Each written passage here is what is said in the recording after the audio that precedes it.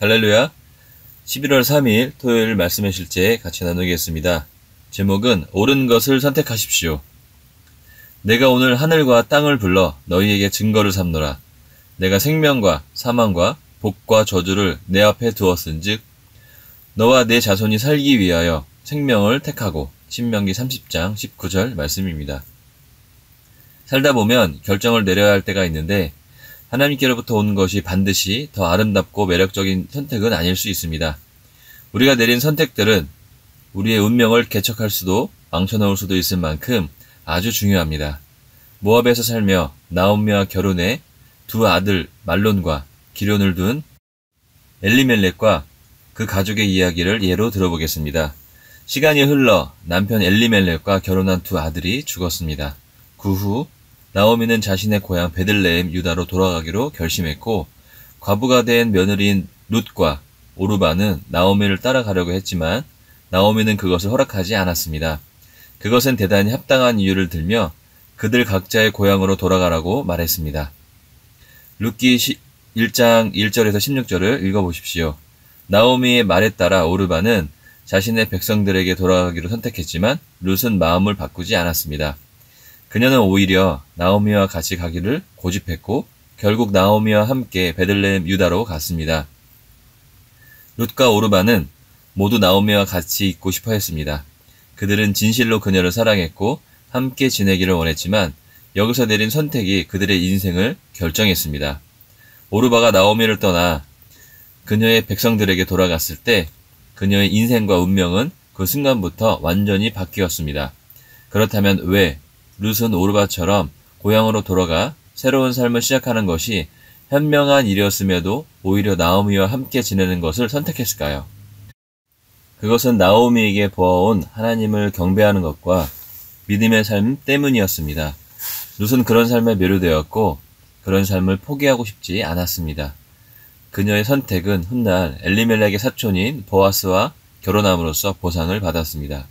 보아스는 이새의 아버지인 오벳을 낳았고 이새는 그리스도가 나온 가문인 다윗을 낳았습니다. 주님을 신뢰하여 성령의 방법을 선택한 것으로 인해 어리석은 자가 되지 않습니다. 나오미처럼 항상 옳은 것을 선택하십시오. 사람의 눈에 옳고 실용적이며 현명해 보이는 것이 아닌 성령의 방법을 선택하십시오. 아멘. 오늘 말씀의 실제를 통해서 룻기를 읽어보면 우리에게 주는 교훈은 이렇습니다. 룻기는 우리 주님이 되신 예수님의 모형인 보아스와 그 다음에 이방인이었던 룻의 예수님과 우리의 모형적인 이야기입니다. 기본적으로 우리는 이방인인데 우리가 주님을 만나서 거듭났고 완전히 팔자가 변하는 구원을 받았습니다.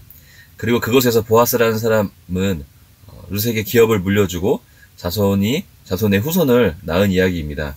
룻기 3장 9절에 보면 이렇게 말씀하고 있습니다. 누구요? 하고 물었다. 룻이 대답하였다. 어른의 종 룻입니다. 어른의 품에 이 종을 안아주십시오. 어른이야말로 집안의 어른으로서 저를 맡아야 할 분이십니다. 라고 말씀합니다. 저는 어르신의 여종입니다. 라고 고백을 하는 것은 예수님을 주님으로 고백하는 룻의 고백입니다. 다음에 어르신께서 우리의 집안을 보살펴 주셔야 할 분이라고 하는 것은 이스라엘 사람들은 그 땅을 12지파로 나누어 주었습니다.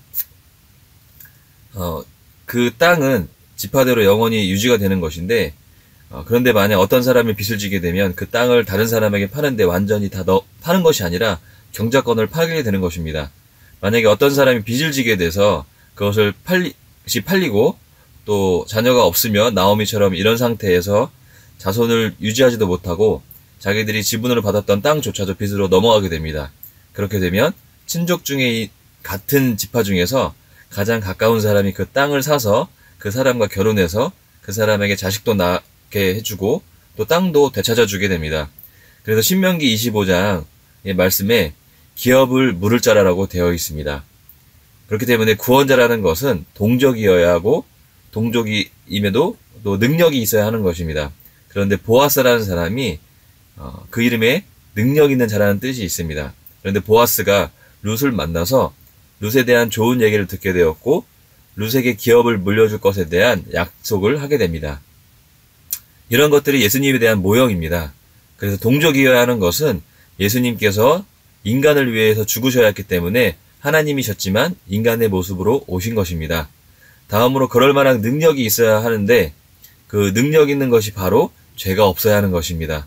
왜냐하면 죄 있는 사람이 아무리 죄인을 위해 죽어도 자기 죄 때문에 죽는 것이지 다른 사람의 죄를 사해 줄 수 없기 때문입니다.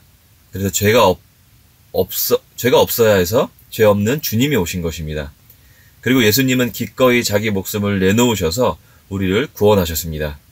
그래서 실제적으로 이 모든 일의 합법적인 절차대로 그 모든 것이 일어나게 된 것입니다.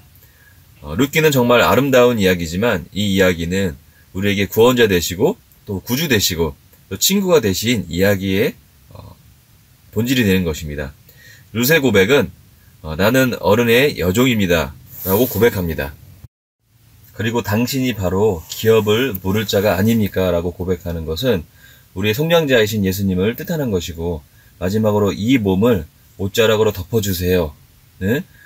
주님은 우리의 가까운 친구가 되는 것을 말씀하고 있습니다. 그렇기 때문에 주님께서 어떤 모습으로 오셔서 어떻게 우리의 죄의 문제를 해결하시고 구원하시고 거듭나게 되시는 그 길을 여시는 것을 우리가 정확히 이 말씀을 통해서 이해할 수 있습니다. 그래서 룻기가 우리에게 주는 교훈은 룻과 같은 기본적으로 우리가 성실하게 살고 필요할 때 담대히 주께 구하고 큰 꿈을 꾸는 것이 정확한 그림입니다. 평소에 룻은 이방 여자였지만 어머니를 따라서 유대로 왔고 그 다음에 그곳에서 성실하게 일했던 것을 알 수 있습니다.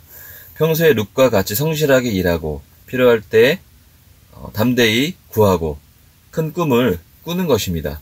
그래서 오늘 말씀은 속량자이신 주님과 우리와 관계를 말씀하며 주님을 인생의 주인으로 따르는 옳은 선택을 하는 사람은 다시 말해 생명을 선택하는 사람은 그 인생의 반전이 일어나는 것을 말씀하고 있습니다. 할렐루야. 우리는 주님으로부터 생명을 이어받은 자들입니다. 차고 넘치도록 생명이 흘려보내도록 선택되었습니다. 그렇기 때문에 우리의 삶은 은혜와 축복이 차고 흘러 넘칠 뿐만 아니라 많은 사람들에게 흘려보내도록 축복을 나눠주는 자들입니다.